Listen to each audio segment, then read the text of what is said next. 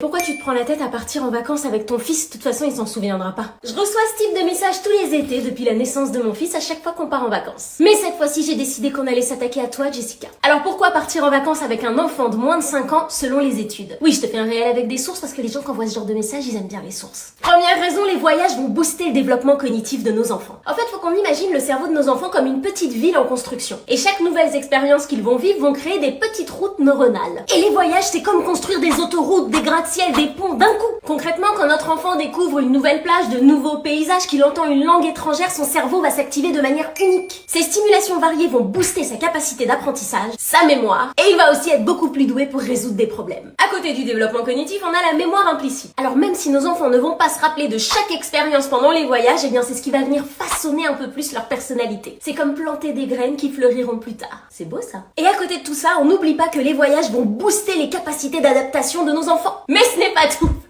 Les études précisent que plus on va venir parler des vacances que l'on vient de vivre à nos enfants, plus ils vont construire des souvenirs riches. Donc quand tu rentres de vacances, t'en mets des tonnes, t'en parles, t'en reparles, t'en reparles. Bon bah et puis pour finir, quand bien même il ne s'en souviendrait pas de tous ces voyages, moi je m'en souviendrai. Son enfance, c'est aussi ma maternité.